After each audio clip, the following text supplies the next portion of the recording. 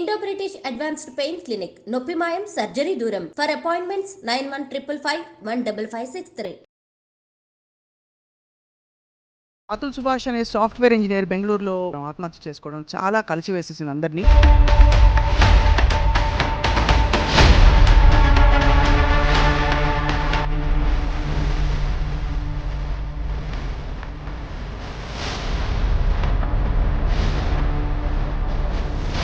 అసలు ఆ video literally 24 pages రాశాడు, వెంట్ అవుట్ చేశాడు. 80 minutes సెల్ఫీ వీడియో తీసి ఈ ఎక్స్ప్లెయిన్డ్ అసలు ఎంత అంటే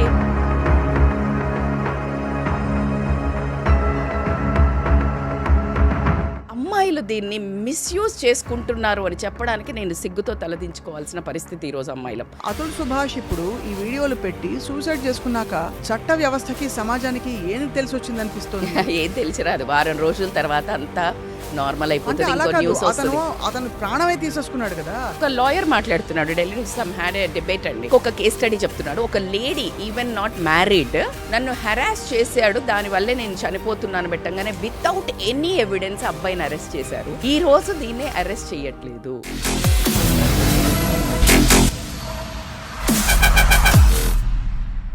hello, welcome to this special candid conversation podcast exclusively ఐ డ్రీమ్లో.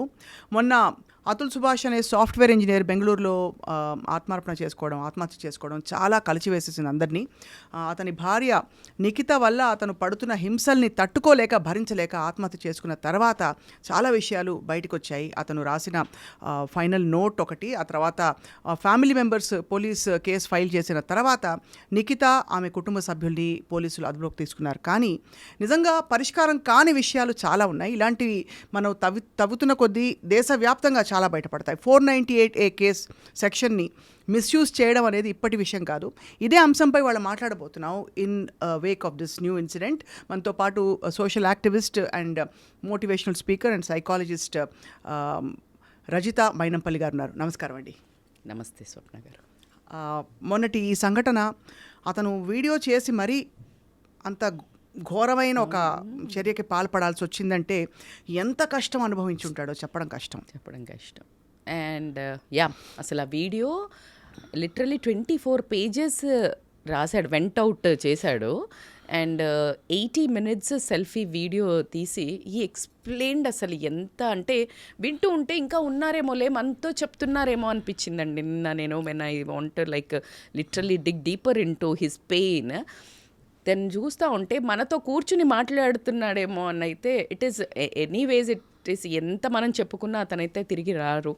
కానీ ఇట్స్ ప్యాథటిక్. ఏంటంటే ఇప్పుడు మనకి సందిగ్ధమైన డిస్కషన్ అని చెప్తాను నేనైతే. ఇది చాలా చాలా సందిగ్ధం. ఎందుకంటే ఒకటి అర్థం కాని విషయం ఏంటంటే అతను 18 నిమిషాల వీడియో అంత గుండె తరుక్కుపోయేలా చెప్పడం, ఈ లెటర్స్ రాయడం, ఇవన్నీ కూడా చేసిన పరిస్థితిలో why don't he access help?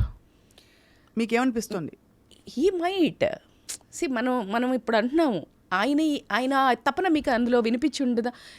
ఎంత ట్రై చేశానంటే ఎన్ని ఇయర్స్ నేను అంటే మీకు ఒక స్టోరీ చెప్పాలంటే, రాముడు మామూలుగా నది దగ్గరికి వెళ్ళినప్పుడు బాణం విసిరినప్పుడు మొసలికి తగిలితే అప్పుడు నువ్వు అరవచ్చు కదా, నీకు రాముడు అంటే చాలా ప్రాణం, విష్ణు ఇట్లా కృష్ణ నువ్వే చెప్పచ్చు కదా అంటే, నన్ను రక్షిస్తాడని నేను మొక్కేదే రాముడిని, ఆ రాముడే నాకు బాణం పడితే గనక అంతే, ఇప్పుడు నేను ఎవరికి చెప్పుకోవాలి అన్నారంట.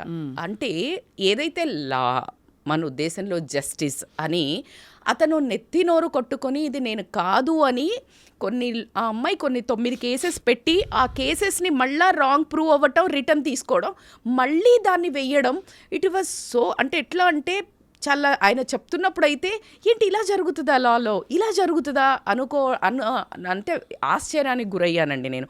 హీ గాట్ లైక్ దక్కా ముక్కిలు చాలా తిన్నాడు. అంటే రా అని చెప్తారు కోర్టుకి, ఎక్కడో ఊర్లో వేశారు, ఈయన లీవ్ పెట్టుకుని అంటే 120 times కోర్టులు చుట్టూ తిరిగాడటండి. ఎన్ని రోజుల పాటు? 120 వేస్తే cases 40 times has to travel.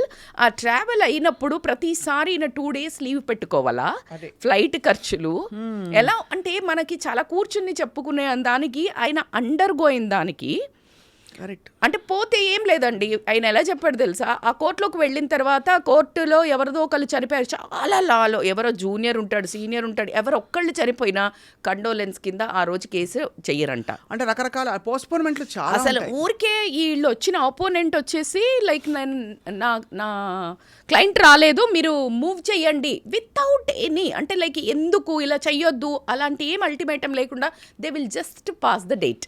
అవును, he all the way travel కదా ఇక్కడ నుంచి. సో ఇవన్నీ పక్కన పెడితే 1 కాదు 2 కాదు 9 కేసులు అన్నీ మళ్ళీ ఫాల్స్ కేసెస్. ఇప్పుడు ఆయన చెప్పిన దాంట్లో అండి, ఆవిడకి ఇల్లీగల్ అఫైర్ ఉండటం వల్ల కేసు డివోర్స్ తీసుకుందామనే ఒక వర్డ్ వచ్చినప్పుడు డివోర్స్ డైరెక్ట్గా ఆమె తప్పు అని ప్రూవ్ చేసి తీసుకుంటే మనకి ఏమి రాదు. అవును. Then she want to file a cases difference. దీంట్లో he was more upset with the law. First మాట్లాడిన దాంట్లో నాకు 5గురితో న్యాయం కావాలా అని చెప్పినప్పుడు the first he mentioned was law అండి. నాకు అది కూడా చాలా పెయిన్ అనిపించింది. Second he took wife name, because ఈయన ఎవరైతే జస్టిస్ చెయ్యాలో ఆ ప్లేస్లో ఉన్న వాళ్ళు, మేబీ లాయర్ అయి ఉండొచ్చు, మేబీ జడ్జిని అయితే చాలా క్లియర్గా మెన్షన్ చేశారు ఆయన. అంటే ఎక్స్టార్షన్ కేసులో 3 crores ఇవ్వమని, లేకపోతే out of the court settlement అయితే కనుక 5 lakhs మాకు రిష్వత్ ఇవ్వమని, అంటే కరప్షన్కి ఇవ్వమని. See this is like, don't you think this makes a లాని అసలు ఒక నమ్మాలి అనడానికి ఎక్కడి నుంచి మనము ఇప్పుడు మీరు అనొచ్చు, మనం అనుకుంటాం లా మార్చాలి, ఇప్పుడు అందరూ బాగా డిబేట్స్ జరుగుతున్నాయండి, 498/A ఇది మిస్యూజ్ లా అవుతుంది, చేంజ్ అంటే ఎలా మనం ఇప్పుడు అనగలుగుతాం? Even now I can't even tell this because అసలు పుట్టింది ఎందుకంటే వినాశకాలే విపరీత బుద్ధి అని. దిస్ లైక్ ఈ లా ఎప్పుడైతే స్టార్ట్ అయిందో లేడీస్ మీద హెరాస్మెంట్, డివోర్స్, లేకపోతే డౌరీ కేసెస్ ఇలాంటివి చాలా జరుగుతున్నప్పుడు భయంకరంగా తట్టుకోలేక no one is there like to support. అందులో అమ్మాయి తల్లిదండ్రులకు అంత దమ్ము ఉండదు. సొసైటీ కూడా ఏ గమ్మునుండండి ఇలా మాట్లాడుతుంది. కాబట్టి then court has like literally law, మంచి లా వచ్చింది బికాజ్ అమ్మాయిని రెస్క్యూ చేసి ఒక లాని. అది పోయిన తర్వాత అమ్మాయిలు దీన్ని మిస్యూజ్ చేసుకుంటున్నారు అని చెప్పడానికి నేను సిగ్గుతో తలదించుకోవాల్సిన పరిస్థితి ఈరోజు అమ్మాయిలం. ఎందుకంటే సరే మరి దీన్ని యాజ్ మనం ఎప్పుడు మాట్లాడేది బయాస్డ్గా ఉంటుందండి, ఎవరు ఈక్వల్. ఇప్పుడు మనం అందరం కొట్లాడుతున్నాం కదా, అమ్మాయి అబ్బాయి ఈక్వల్ అన్నప్పుడు I want law also equality అయితే ఉండాలి కదా. అవును, అంటే లెట్స్ బీ వెరీ క్లియర్. కానీ ఇప్పుడు అది లాని మీరు తిరగరాయండనో లేకపోతే అబ్బాయిల పంక కూడా మీరు కరెక్ట్గా పెట్టండి అని మాట్లాడాలంటే ఎందుకు భయం వేస్తుందంటే, అది కూడా మళ్ళీ అమ్మాయిలను అలాగే ఇంకెలాగో మాకు కూడా లా సపోర్ట్ చేస్తుంది కానీ ఎక్కువ తొక్కేయడం స్టార్ట్ అయితే. So this balance is a very dangerous అండి. ఇప్పుడు ఎక్కడి నుంచి మొదలు పెడదాము? అదే కదా చట్టము అన్న, ఇప్పుడు మెన్ను పోయి చెప్పంగానే 90% as everybody is upset. Men చాలామంది మగవాళ్ళకి చాలా బాధేసే విషయం అయితే రియల్గా వాళ్ళు అండర్గో అయ్యే వాళ్ళు పోయినా కూడా వాళ్ళని పట్టించుకోకుండా అమ్మాయిలకి ఇప్పుడు మన అతుల్ సుభాష్కి జరిగిన వాళ్ళు ఉన్నారు. వాళ్ళ వైపు మాట్లాడాలి అని అనుకునే టైంలో అలా కాకుండా ఈ కేసెస్ ఇప్పుడు మనం దీన్ని కొంచెము బ్యాలెన్స్ చేయండి అని చెప్దామన్నా మళ్ళీ ఎక్కడ దీన్ని టేక్ ఓవర్ చేస్తారేమో, ఆడవాళ్ళను మళ్ళీ ఈ డౌరీ వీటిల్లో ఇబ్బంది పెడతారేమో అని. ఇదంతా ఒక దగ్గర నుండి రాదండి. ఇట్స్ నాట్ చట్టం, ఇట్స్ నాట్ న్యాయం ఎవరైనా, ఇది ఇండివిజువల్ అండి. Ethics, culture, brought up, honesty, job value, ఇవన్నీ ఎవ్రీవేర్. ఇప్పుడు తల్లి, ఇందాక నేను వచ్చేటప్పుడు ఒక వీడియో చూశాను, అతుల్ వాళ్ళ ఫాదర్ చెప్తున్నారు, most of the things happened because intervention of అమ్మాయి మదర్ ఇంటర్వ్యూన్ అవ్వడం వల్లే ఈ గొడవలు బాగా పెద్దగా అయ్యాయని చాలా క్లియర్గా చెప్తున్నారు. ఆమె ఊరికి అల్లుడిని డబ్బులు అడిగేది, 10 లక్షలు 15 లక్షలు అట్లా అడుగుతున్న టైంలో చాలా వరకు ఇచ్చాడు. మళ్ళీ కోవిడ్లో ఉన్నప్పుడు ఏదో ఒక 20 lakhs ఇవ్వమంటే లేదండి నేను అప్పటికే ఇచ్చాను కదా, ఇట్లా మా ఇంట్లో తెలియకుండా ఇచ్చాను అని చెప్తే అప్పటి నుంచి షీ చేంజ్డ్ హర్ కలర్స్. ఇంకా తీసుకెళ్ళేసి ఆయన మీద ఫస్ట్ పెట్టింది డౌరీ కేసు అండి. మా నాన్నగారు 10 లక్షలు వీళ్ళు అడగటం వల్ల మా నాన్నగారు చనిపోయారు, ఇది కేసు.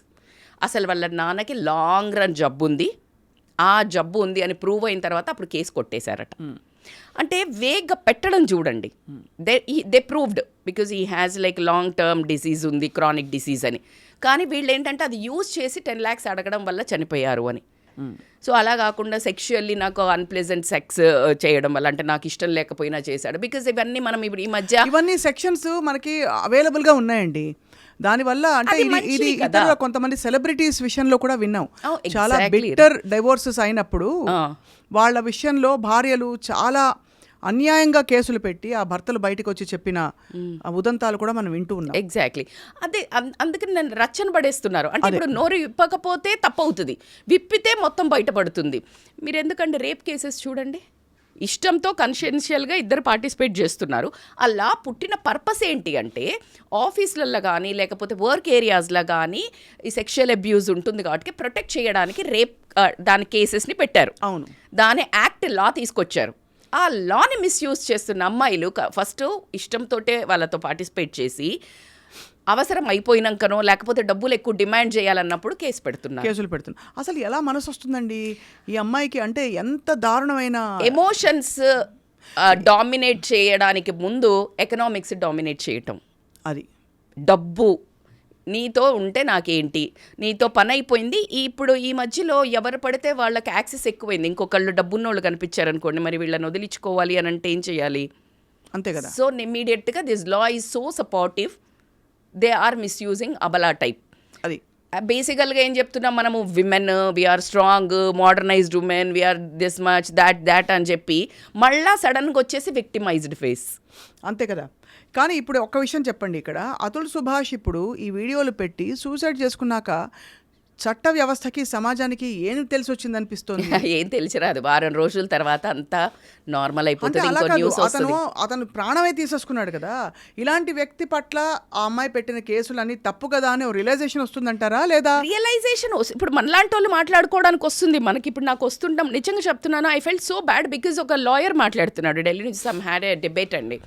ఆవిడ అడుగుతోంది, ఇప్పుడు మనలాగే కాన్వర్సేషన్లో ఇప్పుడు పట్టుకున్నారు కదా, వాళ్ళకి ఏమన్నా ఉంటుందా, కేసు ఉంటుందా అంటే, లేదండి ఇప్పుడు అతను చనిపోయేటప్పుడు రాశాడు కదా, దాని బేసిస్ మీద వీళ్ళకేం పనిష్మెంట్ ఉండదటండి. అతను ఏం రాశాడు ఎగ్జాక్ట్లీ?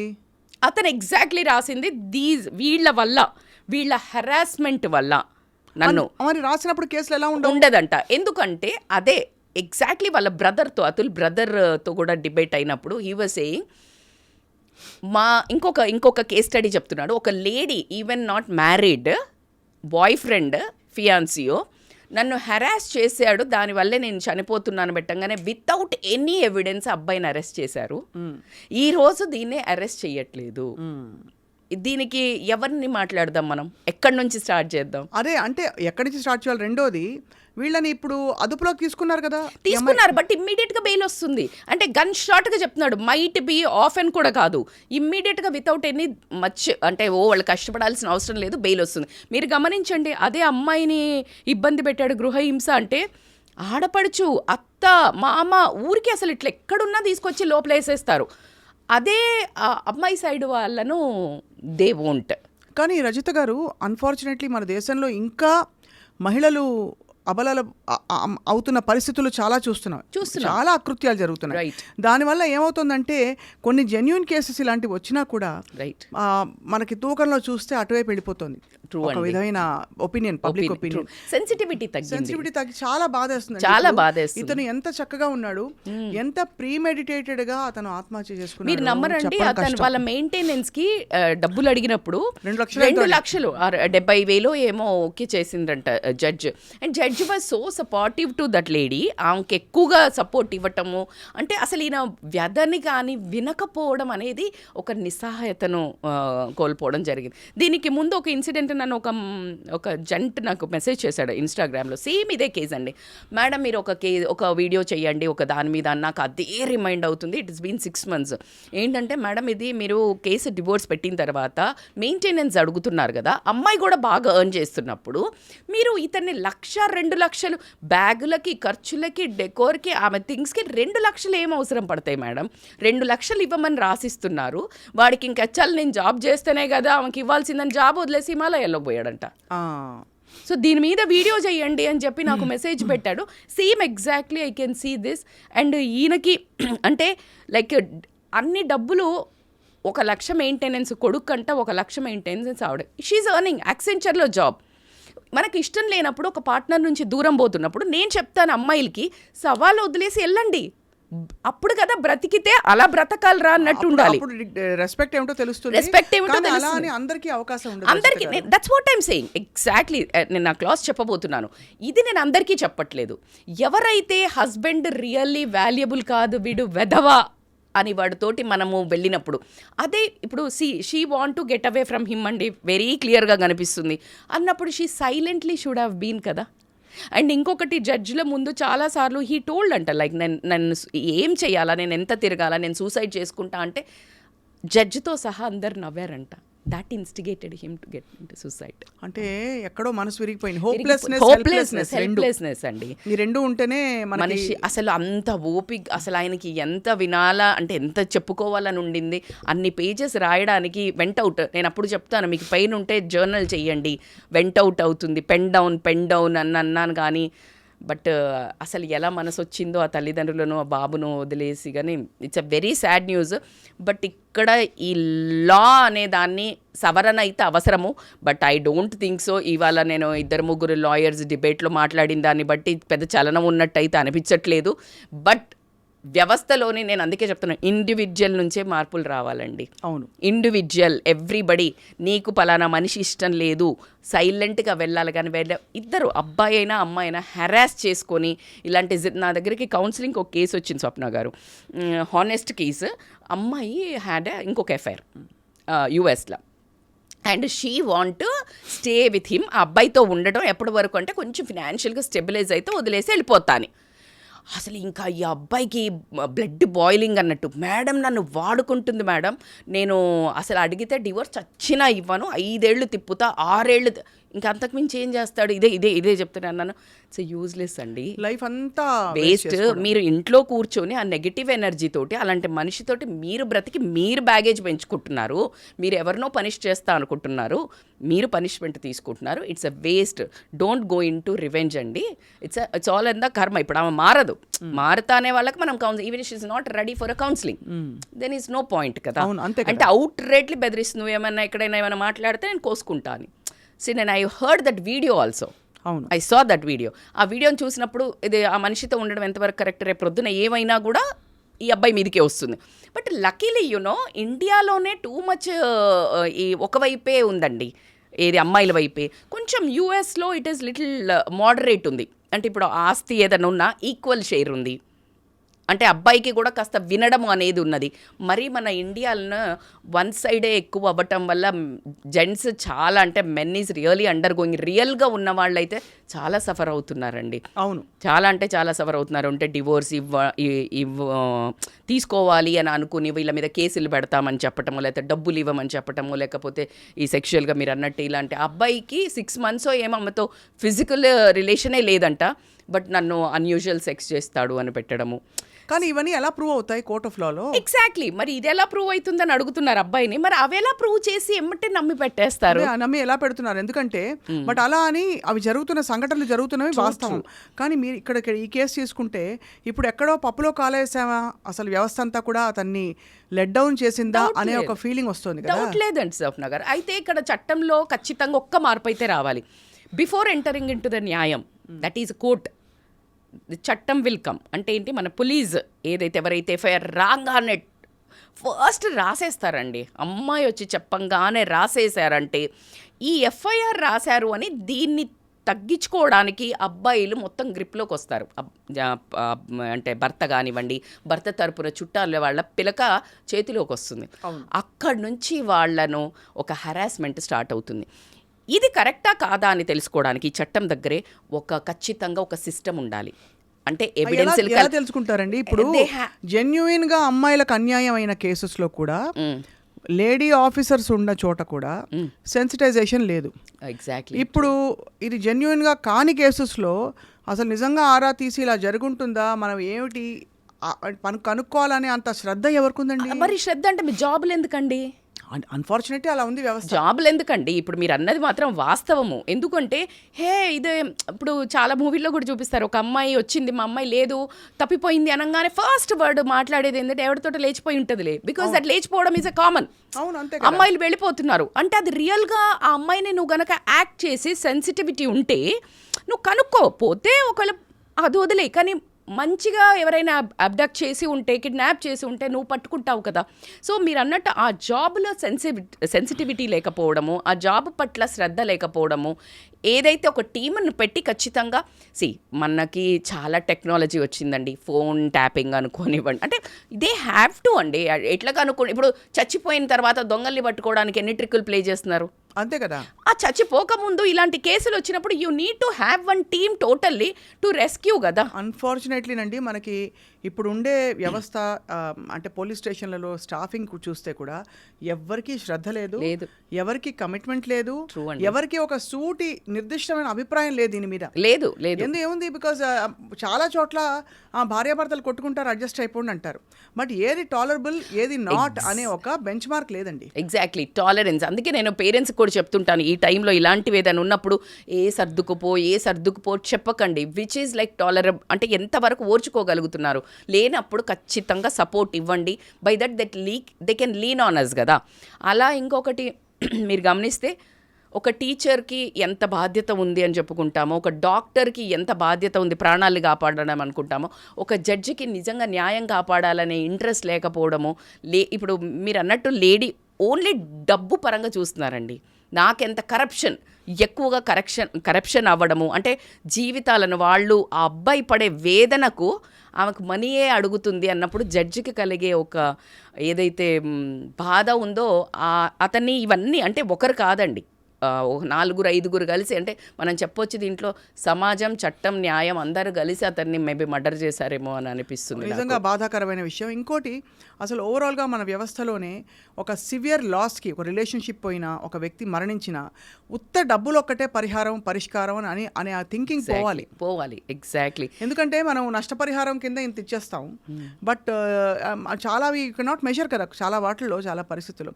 ఇక్కడ ఇతను అతుల్ సుభాష్ మరి అతను 4 ఏళ్ల పిల్లవాడి కోసం ఇన్నేళ్ల 2038లో అతనికి ఇలా ఉంటుంది అలా ఉంటుందని చెప్పి అప్పుడు తీయండి అని చెప్పి ఒక గిఫ్ట్ వదిలిపెట్టి చాలా అసలు గుండె తరుకు చాలా. అది ఇంకొకటి, ఇప్పుడు ఇంకా కోర్టులో లా ఏమంటున్నారంటే ఆమెకే సన్ననిస్తారు, వీళ్ళు డిమాండ్ చేస్తున్నారు గ్రాండ్ ఫాదర్, నానమ్మ తాతయ్య, కానీ ఇవ్వరు.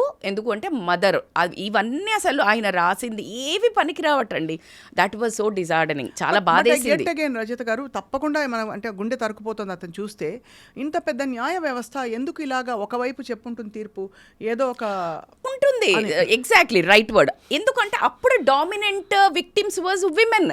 అవును, dominant victims were women because they are not financially strong, they are not outgoing. వాళ్ళు బయటికి వెళ్ళట్లేదు కదండి. అంటే వాళ్ళు ఇప్పుడు సమాజంలో ఎట్లా ఉండేది, వాళ్ళు ఇంట్లోనే ఉండేవాళ్ళు, వాళ్ళకి హెరాస్మెంట్ ఉండేది, 2-3 వయసుని చేసుకునేవాళ్ళు, అది వేరే ఉండేది వ్యవస్థ. అందుకని వాళ్ళను వాళ్ళకి హెల్ప్ఫుల్గా ఉంటుందని చేశారు. ఇప్పుడు ఈక్వలైజ్ అయినప్పుడు ఖచ్చితంగా మార్పులు అయితే రావాలి కదా. జెండర్ న్యూట్రల్ లాస్ అనేది తీసుకురావడం అనేది ఇట్స్ ఇంపార్టెంట్, కానీ మళ్ళీ మిస్యూజ్ అవుతాయి కదా. అంతే కదా. ఇప్పుడు అదే భయం. అందుకే నేను ఒకటే చెప్పేది ఏంటి అని అంటే, సమాజము ఇవన్నీ ఎంతవరకైనా కానీ స్వప్న గారు, ఇది వ్యక్తిగతంగా సెన్సిటివిటీ లూజ్ అవ్వడము, డబ్బుకు అమ్మాయిలు కూడా డబ్బు మీద ఎక్కవడం, పెళ్లి చేసుకుంటున్నామంటే భర్త ఏం తెస్తాడు, ఏమి ఇస్తాడు, లేకపోతే గిఫ్టే. మ్యారేజ్ డే, బర్త్డే వస్తున్నప్పుడు ఒకప్పుడు ఇద్దరు కలిసి కూర్చొని తింటే సరిపోయేది. అంటే ఓ డిన్నర్కి వెళ్ళామంటే నిజంగా అండి మేమైతే అంతే ఉన్నామండి, మేము ఆనెస్ట్గా చెప్తున్నా నేను. ఇప్పుడు కూడా ఏమిచ్చారు మీ ఆయన అని అడుగుతాడు. ఏంటి ఏమి ఇయడం ఏంటి, 28 ఏళ్ళు వచ్చాక ఇంకేమి ఇయడం ఏంటి, బట్ నీకు ఎంత పెద్ద డైమండ్ ఇస్తే అంత, అంటే రియాలిటీ మిస్ అవుతుంది. అంటే వాళ్ళు ఎక్కడ పోయినా ఏం చేసినా ఒక డైమండ్ తెచ్చిచ్చి పడేశాడు, ఒక బ్యాగ్ తెచ్చిచ్చి పడేశాడు, ఒక కార్ తెచ్చిచ్చి పడేశాడు, ఒక డ్రెస్ తెచ్చిచ్చి పడేశారు, ఒక డైమండ్ సెట్ బారాకూన్ మాఫ్, ఇలాంటి స్టేజ్కి వచ్చారు. ఒక టైంలో నువ్వు అలా ఏమీ చెయ్యనప్పుడు మనిషిని, మగవాళ్ళను ఆడవాళ్ళు హెరాస్ చేసేవాళ్ళు చాలామంది ఉన్నారు. ఏం చేస్తున్నావు, వేస్ట్ నువ్వు, వీళ్ళు ఎట్లా చేస్తున్నారు, వాళ్ళు అట్లా చేస్తున్నారు, కంపేర్ చేసి వాళ్ళని డిప్రెషన్కి తీసుకెళ్ళి తాగుడికి అవ్వనివ్వండి, తిరగడానికి అవ్వనివ్వండి, బానిసలు అవ్వడం కూడా మనం ఆడవాళ్ళ దగ్గర నుంచి చూడడం నిజంగా కూడా సిగ్గుపడాల్సిన విషయం. నిజంగా అతుల్ సుభాష్ సంఘటన అందరినీ కలిసివేసింది కదా రజిత గారు. ఇలాంటి పొరపాట్లు ముందు ముందు జరగకుండా ఏం చేయొచ్చు అంటారు? ఒకటి, మీరు థరోగా ఇన్వెస్టిగేట్ చేయాలంటున్నారు. ఒకవేళ 498 కేసు సెక్షన్ పెడితే, ఎగ్జాక్ట్లీ అమ్మాయి పెట్టిన కేసుల సంఖ్య చూసాం కదా మనం. ఒకటి, మీరు చెప్పిన అలిగేషన్స్ అన్ని కూడా, అవును, అతను లైంగికంగా అవును, rape and dowry, harassment, so ఇలా అన్ని పెట్టింది ఆవిడ.